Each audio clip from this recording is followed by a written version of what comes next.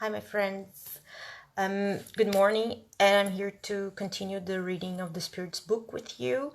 We're going from the preface to a little bit of the introduction of the book because it's a very, very big introduction. Okay, it's a necessary introduction. That's why it's so big.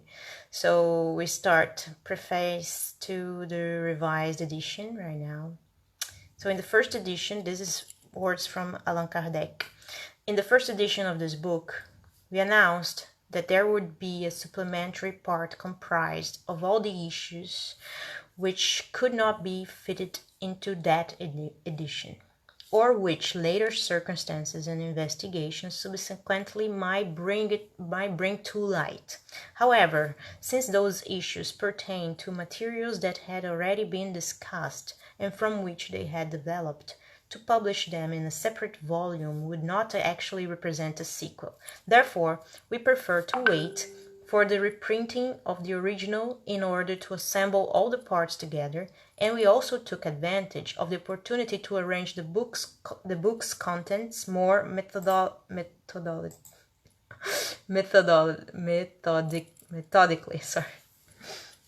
while at the same time eliminating duplications.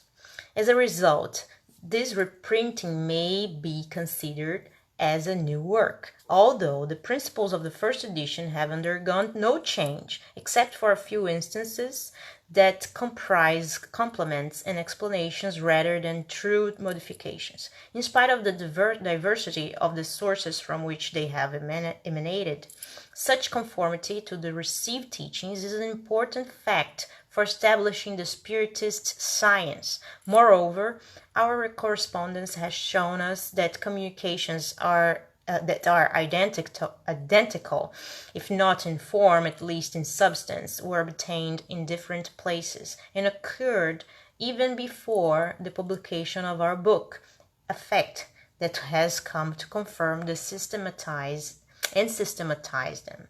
History, in turn, shows that most of its principles have been professed by the most distinguished thinkers of ancient and modern times. This fact lends them additional sanction. The teachings regarding mediums and spirit manifestations make up an aspect of Spiritism that is somewhat different from the philosophy per se and can be the object of special study. Since that aspect has received considerable improvement after more experience have been acquired, we have decided to make a separate volume of it, containing the responses to all the questions related to manifestations and mediums, as well as to make several observations on practical Spiritism. This work will be a continuation of or supplement to the Spirit's book, Allan Kardec. Now we go to the introduction. Number 1. When new matters arise, new words are needed for the sake of clarity of language in order to avoid the confusion inherent in multiple meanings for the same terms. For example, the words spiritual, spiritualism, spiritualist, and spiritualism each have a well-defined meaning. To give each of them a new meaning in order to apply it to the Spirit's doctrine would be to multiply the already numerous causes of ambiguity. Strictly speaking, spiritualism is the opposite of materialism, and everyone who believes there is something within them that is more than matter are spiritualists. However, it does not necessarily follow that they must therefore believe in the existence of spirits or in communications with the invisible world. Therefore, instead of the words spiritual and spiritualism for designating this later belief, we have coined and employed the words spiritist and spiritism. These two terms reflect their origin and their fundamental meaning, and they thus have the advantage of being perfectly understandable. We will leave spiritualism to its own meaning. Hence, we will say that the principle of the spirit doctrine, or spiritism, is based on the relationship between the material world and the invisible world, the latter being inhabited by beings known as spirits. The adherents of Spiritism will be called spirits. In a specialized sense, the Spiritist book contained the Spiritist doctrine.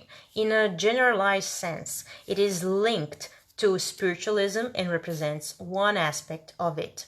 That is why we have inscribed the words on the title page, Spiritualist Philosophy.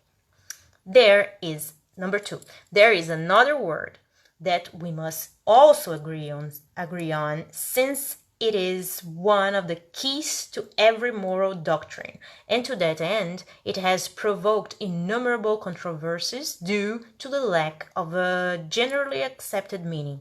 It is the word soul.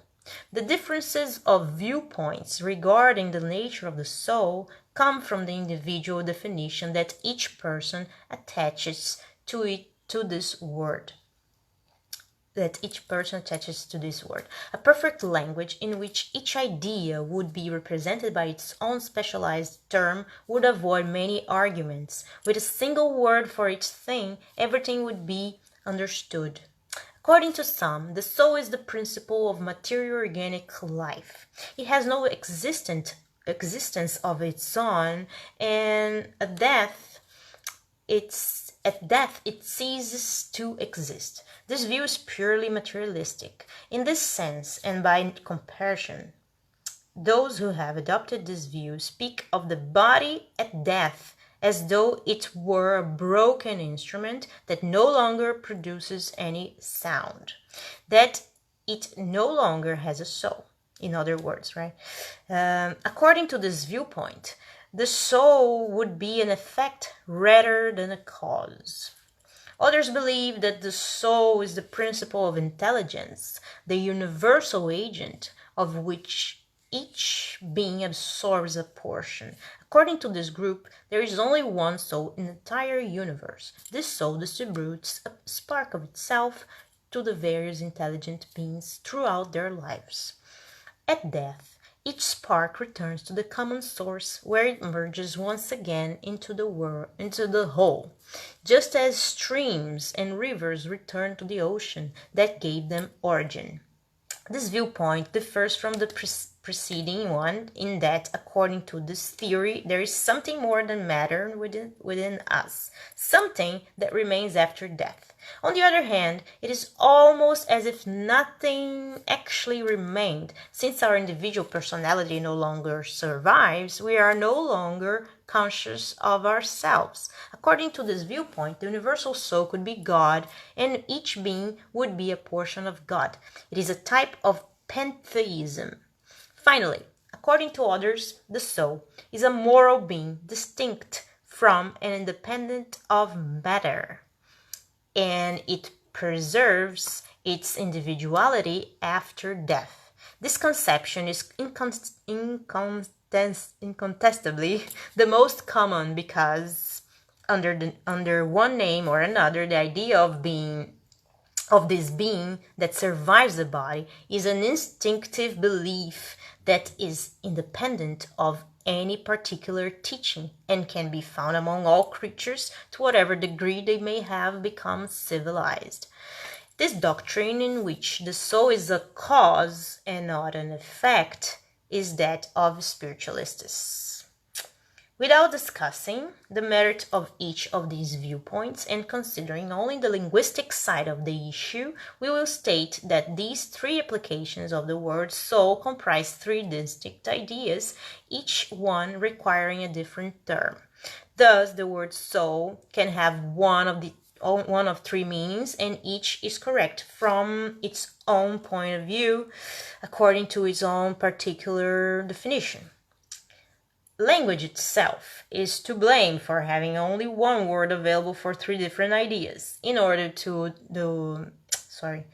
avoid confusion, it would be necessary to limit the meaning of the word soul to only one of those three ideas.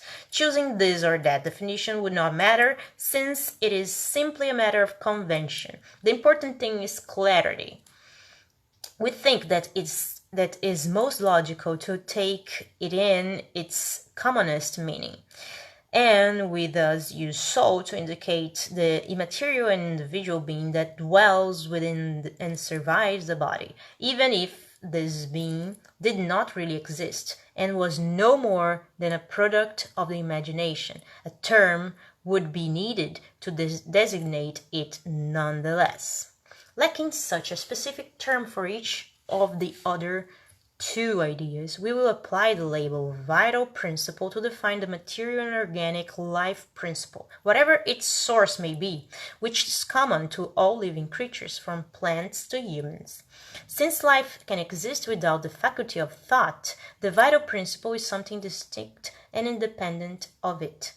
The word vitality would not express the same idea, however. For some, the vital principle is a property of matter, an effect produced wherever matter is found under given conditions. According to others, and this idea is the commonest, it is found in a special, universally diffused fluid. In what he means about fluid, we will understand later. Each being absorbs and assimilates a portion of this fluid throughout its life, much as inert bodies absorb light. This substance is the vital fluid, which, according to certain opinions, would be the same thing as the animalized electric energy, also designated as magnetic fluid, neural fluid, etc. Whatever the case may be, there is one incontestable fact, for it results from observation, and that is that organic beings possess an inner force that produces the phenomenon of life. As long as this force exists, that physical life is common to all organic beings and is independent of intelligence and thought.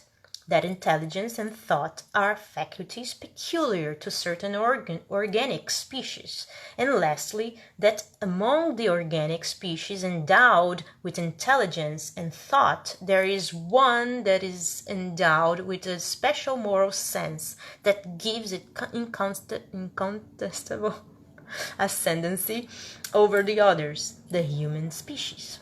It should be understood that in its multiple meanings, the term soul does not exclude either materialism or pantheism. Spiritualists themselves can very well understand soul according to one or the other of the first two definitions, without denying the distinct immaterial being.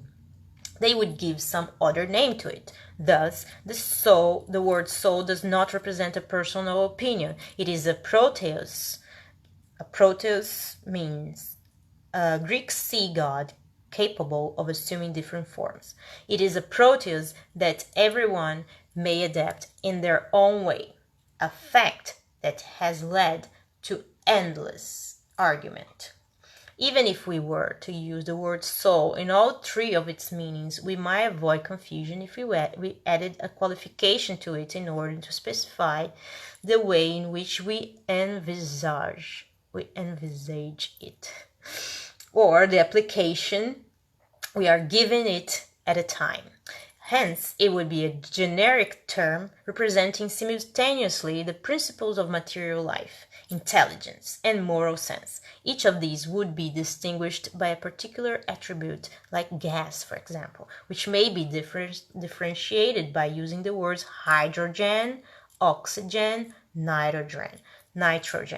Perhaps we could most correctly use the term vital soul for the principle of material life, intellectual soul for the principle of intelligence, and spiritual soul for the principle of our individuality after death. As one can plainly see, it is all a matter of words, but a very important matter for us to understand nevertheless. Thus, the vital soul would be common to all organic beings, plants, animals, and humans. The intellectual soul would be the distinctive property of animals and humans, and the spiritual soul would apply only to humans. We believe it is necessary to insist on such explanations, since the Spiritist doctrine naturally rests on the existence within us of a being independent of matter. This being survives the body and at death. Since the word soul is repeated frequently throughout this work, we have thus had to set the meaning we attach to it in order to avoid any misunderstanding. We now come to the principal objective of this preliminary instruction. Number 3. Like every new theory, the Spiritist doctrine has its followers and its detractors. We will endeavor to respond to some of the later objections by examining the validity of the reasons upon which such objections are based, without, however, intending to convince everybody. There are those who believe that the light was made solely for them. We will turn our attention to those of good faith who are without preconceptions or set minds, but who sincerely desire to learn. We will prove to them that most of their objections to the doctrine are the result of an incomplete observation of the factual events and a judgment formed too quickly and too rashly. To start with, we'll briefly recall the progressive series of phenomena that originated the doctrine. The first event to be observed was the movement of various objects, popularly called table turning, or the dance of the tables. This phenomenon appears to have been first observed in America, or rather it recurred in that country, since the history shows that it actually dates back to remote antiquity, and was produced and accompanied by other strange occurrences such as unusual noises and raps emitted without any obvious or known cause. From America, it rapidly spread throughout Europe and other parts of the world. It was met with much disbelief at first, but the multiplicity of the experience soon left no doubts as to its reality.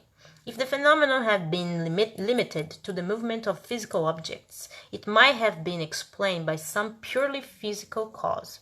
After all, we are far from knowing about all the secret agents of nature, or even all the properties of those who do know about. Those we do know about.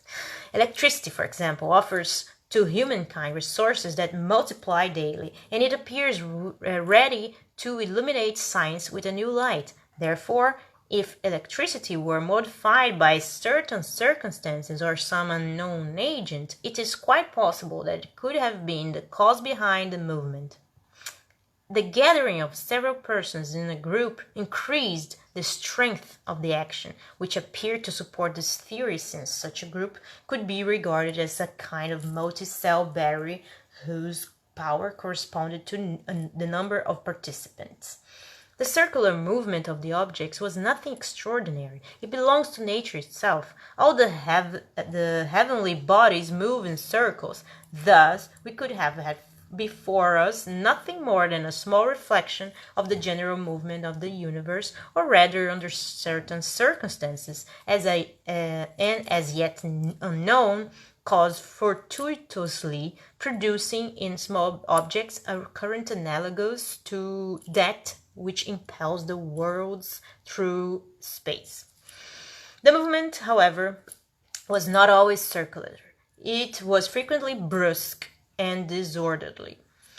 The object would be violently shaken, overturned, carried about in every direction, and contrary to all the laws of statics, suspended and held in the air. Nevertheless, there was nothing in these events that might not be explained by the force of some invisible physical agent. After all, do we not see electricity knock down buildings, uproot trees, attract or repel the heaviest bodies, or roll them to considerable distances? Assuming that the unusual noise and raps were not the common effects of the wood expanding or some other fortuitous cause, then they might very well have been produced by an accumulation of some kind of concealed fluid. After all, does not electricity produce the most violent noises? Up to this point, everything might have been considered as belonging to the domain of the purely physical and physiological. Even within this narrow scope, however, one would think that the material at hand would surely be worthy of serious study and the attention of scholars. Why was that not the case? As hard as it is to admit, it is connected to reasons that prove, among 1,000 other similar ones, the shallowness of the human mind. First, the commonness of the main object that served as the basis for the earliest experiments, a plain table, was nothing out of the ordinary. How interesting is the influence of a simple word in the most serious matters, without ever considering the fact that the movement could involve any object whatsoever. The focus on tables undoubtedly prevailed as the most convenient because they could accommodate more individuals around them than any other piece of furniture. However, superior minds were sometimes too narrow-minded and felt it too belittling to concern themselves with what was commonly called the dance of the tables. If the phenomenon observed by Galvani had likewise been observed by ordinary persons instead and given some burlesque nickname, it would probably have also been regarded as having the same credibility as a magic wand. What scholars would not have deemed it beneath them to concern themselves with the dance of the frogs. A few individuals, however, were modest enough to admit that nature might not have given them its final word, and they wanted to observe the matter for themselves in order to set their minds at ease. But it just so happened that the phenomena did not always correspond to their expectations, and since it was not produced consistently, either according to their wishes or the method of experimentation, they came to a negative conclusion. However, despite their verdict, the tables continued to turn, and we may state with Galileo, nevertheless, they move. Furthermore, we can state that the occurrences have multiplied in such a way that nowadays they have earned a right of citizenship and that we only need to find a rational explanation for them. Can anything be inferred against the reality of the phenomenon by the fact that it is not always produced in exactly the same way and according to the will and requirements of the observer? The phenomena of electricity and chemistry depend on certain conditions, but could we deny their existence because they cannot be produced apart from such conditions? Should we find it surprising that the phenomenon of the movement of objects by the human fluid also requires its own special conditions, and that it ceases when the observers, set in their point of view, try to produce it at their own whim or subject to the law of ordinary phenomena, without considering the fact that for a new order of events there must be new laws. In order to understand such laws, it is necessary to study the circumstances under which the phenomena are produced, and such a study cannot be but the result of persevering, careful, and sometimes very prolonged observation. People often object that there is frequently obvious fraud involved. We, in turn, would like to ask if they are quite sure that it is fraud, or instead, if it might be that they have attached the fraud label to things they were unable to understand, the same way uneducated persons might see in a physicist's experiments only the tricks of a deft magician. And even assuming that fraud does sometimes occur, would that be a reason to deny the phenomenon itself? Must we deny physics simply because there are magicians who call themselves physicists? Moreover, it is necessary to consider the character of supposedly fraudulent persons and what interest they might have in deceiving us. Could it all be just a prank? A prank can hold our attention for a little while, but if it goes on too long, it becomes as wearisome for the prankster as it is for the object of the prank. Furthermore, a prank perpetrated from one end of the world to the other and among the most serious, venerable, and enlightened individuals would be something at least as extraordinary as the phenomenon itself. Well, guys, we stop from right here at this part, and I'll see you next time. A big kiss. God bless you, and bye-bye. See you later.